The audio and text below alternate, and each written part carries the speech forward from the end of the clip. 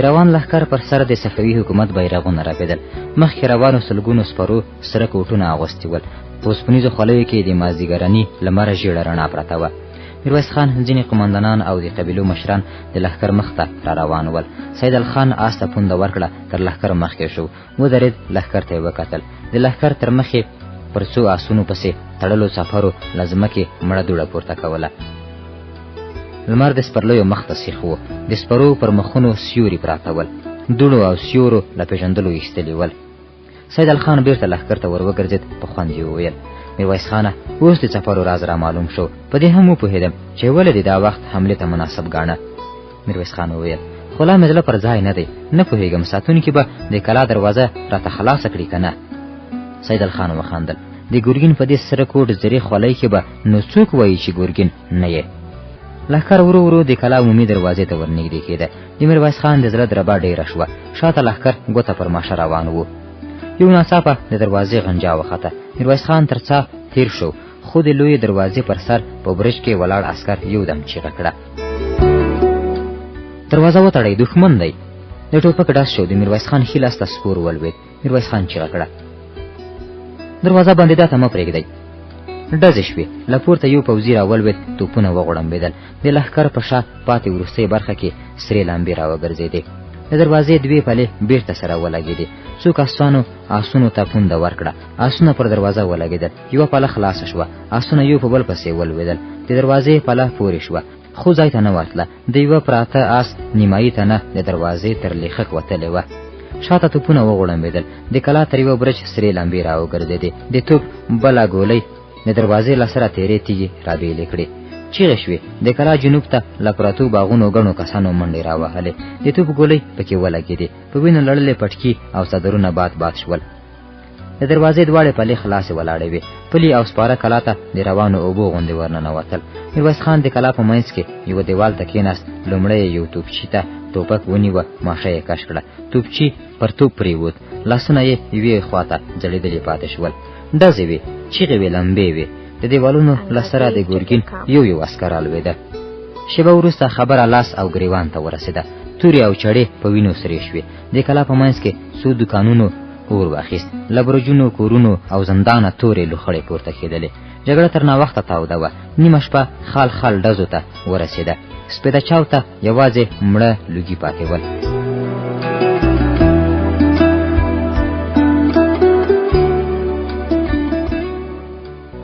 میرویس خان ټیټ شو. له خاورې یو ماشوم ورپورته کړ. د هغه پر سپېره مخ یې د خپلې لونګۍ څنډه تېره کړه. د ماشوم سترګې پټې وې. پر ټټر یې د تورې سور پرار ښکارېده. د میرویس خان سترګې ډکې شوې. د ماشوم پر سپېره مخ اوښکه ولوېده، ورغړېده. د هغه تر سپېرې زنې پورې یې توره لیکه جوړه کړه. میرویس خان ماشوم پر خپل ټټر پورې ولګاوه. سلګۍ یې شوې. ځان یې کابو کړ. کیڼ لور ته یې وکتل. د نارنج د ماڼۍ سپین دیوالونه تور لوګي ونیولي ول. مخ یې واړوه. د ده ځینې جنګیالي په کنډوالو کې ګرځېدل. څو نورو د ګورګین د مړه شویو پوځیانو جیبونه لټول. میرویس خان ماشوم پرې ایست. خپل څادر یې پرې هوار کړ. زګیروی یې واورېد. په بیړه ولاړ شو. د چت رالوېدلې لرګي یې لرې کړل. له خاورې یې د ګورګین ټپي عسکر راوایست. د عسکر کلمې راوتلې وې. د عسکر په وینو سرې شونډې وخوځېدې. اوبه، اوبه! میرویس خان منډه ور واخیسته. د یوه مړه عسکر له تشې یې د اوبو پتک را خلاص کړ. بیرته راغی. سترګې رډې راوختې. د تیږې ټپي پوځي غاړه پرې وه. ولاړ قومي مشر پر سره کوټ خپله سره توره پاکوله. میرویس خان چیغه کړه: ولې؟ قومي مشر یوازې وخندل، روان شو. له کنډوالو څو په ټوپکو بار کچرې راووتې. میرویس خان منډه ور واخیسته. په بیړه یې وویل: څه کوئ؟ یوه له ونې ټیټ مول وهلي کس ځواب ورکړ: د وسلو ډیپو مو مات کړ. ولجه ده. میرویس خان چیغه کړه: دا وسلې بیت المال پورې اړه لري. ورغی. بار ته یې اوږه ورکړه. تړلي ټوپک لاندې ولوېدل. منډه یې واخیسته. له مړو جسدونو یې ټوپ کړل. ځان یې په یوه ساه د کلا تر عمومي دروازې پورې ورسوه. چیغه یې کړه: دروازه وتړئ. درنې پلې وغنجېدې. د دروازې پر سر برج ته وخوت. تر کلا د باندې یې وکتل. د باغونو خواته پر غالیو، میزونو، الماریو بار خرې روانې وې. میرویس خان د خپل یوه جنګیالي له لاسه ټوپک واخیست. له ډز سره د یوې خرې پښو ته مړه دوړه پورته شوه. خرې ودرېدې. میرویس خان وویل: هلئ، غله راوګرځوئ. لاندې د کلا د دروازې تر مخ ولاړ پوځي ناره کړه: صاحب، زموږ خپل کسان دي. میرویس خان چیغه کړه راویې ګرځوئ. څو پوځیانو منډه ور واخیسته. میرویس خان بیرته له برجه ښکته شو. د ګرګین د غونډو سالون ته ننوت. غالۍ ټولې شوې وې. څوکۍ او میزونه مات پراته ول. د باندې ووت. یوه جنګیالي ته یې وویل هله سیدالخان ته ووایه چې قماندانان د قبیلو مشران او ټول لښکر د کلا میداني ته راټول کړي. یوازې په برجونو کې څو کسان پرېږدئ. غرمې ته د کلا لوی میدانی له جنګیالیو ډک و. میرویس خان یو بام ته وخوت. د ښځو ماشومانو او اسیرانو په وژلو یې خواشیني وښوده. ویې ویل چې موږ یوازې د خپلواکۍ لپاره جنګیږو. که ظلم وکړو نو زموږ او د ګرګین فرق څه دی؟ وروسته یې د چور کیسې راواخیستې. بار کچرو او خرو ته اشاره وکړه. ویې ویل چې د ګرګین په وژلو به صفوي حکومت ضرور خپل غچ اخلي. همدا ټوپکې او توپونه به یې په درد خوري. د اتحاد او اتفاق په اړه وغږېده. د جګړې اخلاق یې تشریح کړل. د ښځو ماشومانو او اسیرانو وژنه یې بېغیرتي وبلله. میرویس خان اوږدې خبرې وکړې. لمر ته د ولاړو زرګونو کسانو سرونه ځړېدلي وو. د میرویس خان له غږېدا وروسته یو چاغ په ونه لوړ قومي مشر رامخته شو. د بار کچرو درول یې د ځان سپکاوی وګڼه. ویې ویل چې په دې جګړه کې ده او د 800 جنګیالیو برخه واخیسته. نږدې 200 شهیدان یې ورکړل. حق یې دی چې له جنګي کلا څو ټوپکې وباسي. میرویس خان ناره کړه که د وطن د ازادۍ لپاره راغلي یاست پاتې شئ، که نه نو د کلا دروازه خلاصه ده. چاغ په ونه لوړ قومي مشر چیغه کړه زما کسان دې راووځي. له لښکره 25 جنګیالي ور ووتل. د قومي مشر ټنډه تروه شوه. زما خبرې مو وانه اورېدې؟ یو ځوان مخکې ورغی. ویې ویل خپل قوم دې سپکړ. موږ په وطن مین خلک یو، نه دې غواړو. قومي مشر خپلې تورې ته لاس کړ. بیرته یې ګوتې مړې شوې. له 25 کسانو سره د کلا د لوی دروازې خواته روان شو. خو 5 کسه بیرته ترې راوګرځېدل. له لښکره یوه چیغه راغله خو دلته نورې نارواوې هم شوي دي. د جګړې پر مهال 2 سیاسرو ته لاس ورلوېدلی دی. د میرویس خان سترګې رډې راوختلې. په بیړه یې سیدالخان ته وکتل. سیدالخان وویل خبره یې سمه ده، جنایتکاران معلوم دي. هو 4 کسه. میرویس خان وویل زنده یې کړئ. د سیدالخان سر وځړېد. صیب خو یو یې ستا ترورزی دی. میرویس خان چیغه کړه زنده یې کړئ.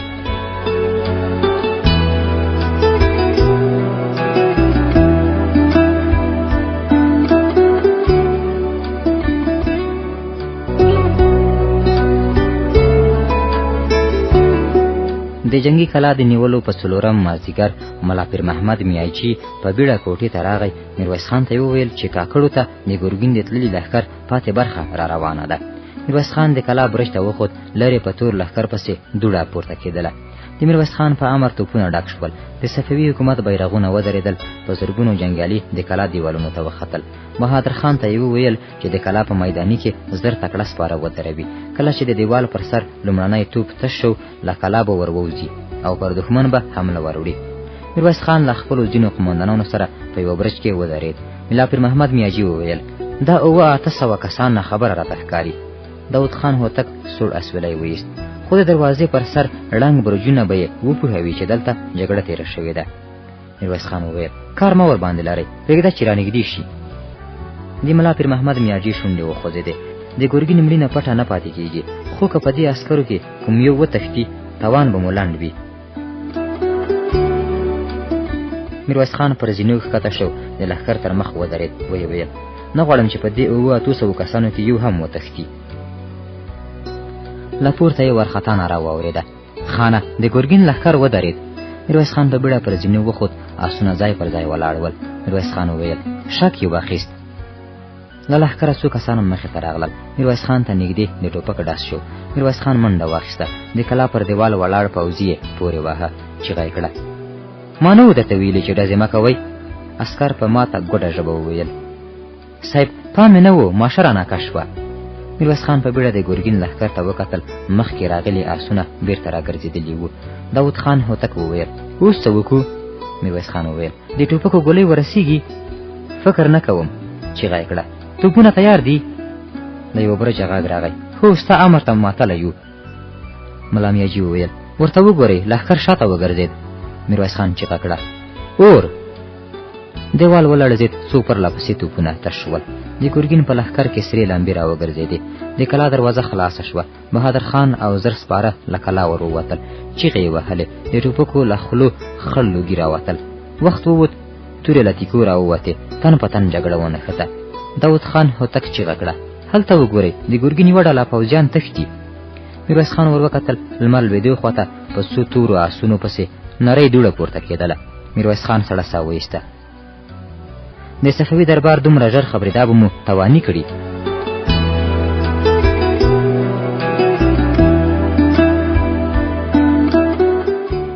میرویس خان د جنگي کلا له نیولو وروسته د ښار په شپږو نورو کلا یرغل وروړ.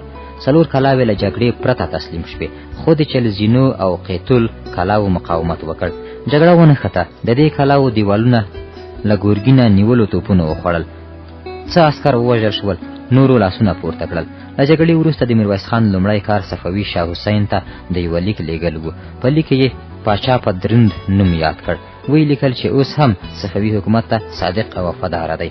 وروسته یې د ګورګین ظلمونه راواخیستل. یادونه یې وکړه چې ځینې خلک د ګورګین د وحشت پر وړاندې راپورته شول، خو ټولې قبیلې لا اوس هم صفوي دربار ته درناوی لري. تاسو خپل مشر ګڼي او د مالیې ورکړې ته تیار دي. دا هم ولیکل چې د اندېښنې وړ کومه خبره نشته، ورو ورو به حالت کابو کړي. میرویس خان پوهېده چې صفوي دربار دومره ناپوه نه دی، خو دې لیک لږ تر لږه د دښمن په حمله کې ځنډ راوستی شو. وروسته یې د ټولو قبیلو مشران راوغوښتل. لویه جرګه یې جوړه کړه. سلګونو کسانو ته یې وویل چې کندهار 100 کاله وروسته آزاد شو، خو صفوي حکومت قرار نه کینی، دوی باید تیار ووسی. بیا یې د حکومت د علماو فتوا وروښوده. د صفوي حکومت پر وړاندې جګړه جهاد وباله. ټول قومونه یې یووالي او اتحاد ته راوبلل. ویې ویل چې په یووالي کې مو بقا او په بې اتفاقۍ کې مو ورکه ده.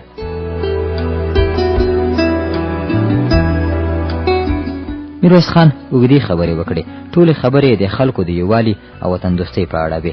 د میرویس خان له خبرو وروسته د جرګې ټولو غړو پاچا وغوښت. دوی په دې سلا شول چې میرویس خان خپل پاچا وټاکي، خو میرویس خان په دې وخت کې پاچاهۍ ښه ونه ګڼله. ویې ویل چې له ډېر وخت وروسته ټولې قبیلې سره راټولې شوي دي، نه غواړي چې یو ځل بیا د واک او قدرت خبره په قومونو کې نفاق پیدا کړي. ناسته اوږده شوه. آخر یې پرېکړه وکړه چې میرویس خان د ټولو قبیلو مشر کړي. میرویس خان ومنله، خو شرط یې دا و چې له ده سره به د هر قوم یو نماینده هم موجود وي او ده ته به په کارونو کې سلا ورکوي. یوه چیغه راغله: ته زموږ نیکه یې، میرویس نیکه. له هرې خوا د خوشحالۍ نارې راپورته شوې: میرویس نیکه، میرویس نیکه، میرویس نیکه.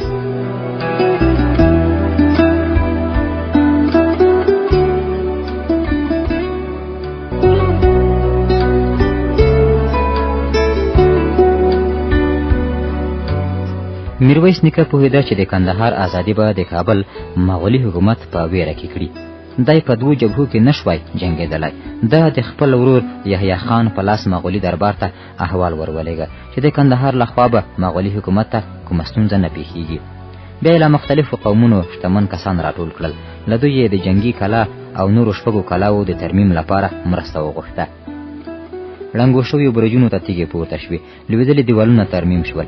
د کلاو په منځ کې ړنګې شوې کوټې بیرته ودرېدې. وروسته یې توپخانه منظمه کړه. په خرابو ټوپکو یې لاس وواهه. له هر قومي یې زړور جنګیالي وغوښتل. 10,000 منظم لښکر یې جوړ کړل. بیا یې د ښار مشهور کوتربازان راوغوښتل. هغوی ته یې وظیفه ورکړه چې د پیغامونو د رسولو لپاره کوترې تربیه کړي. دوی کوترې سره وویشلې. سهار به یې په یوه کلا کې دانه ور اچوله، غرمه به یې په بله کلا کې له غنمو ډک شکورونه ورته کېښودل. مازدیګر یې له ښاره د باندې څو ځایونه ورته ټاکلي ول. کوترې په لنډ وخت کې تربیه شوې. سهار به یې یو ځای ګېټې مړې کړې، غرمې ته به بل ځای په دانې پسې تللې.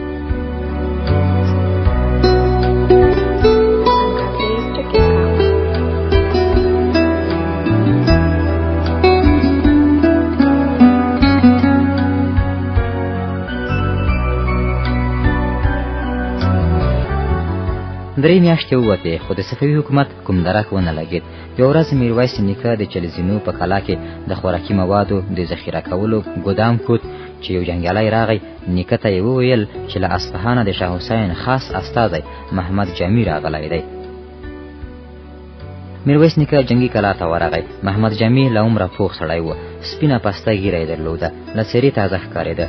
میرویس خان نیکه ټینګه غېږه ورکړه. محمد جامي یې د نارنج د ماڼۍ لوی سالون ته بوت. دواړه پر څوکیو کېناستل. محمد جامي شاوخوا وکتل. ویې ویل: موږ خبر شو چې د نارنج ماڼۍ سوځېدلې ده، خو اوس د خرابۍ کومه نښه نه پکې ښکاري.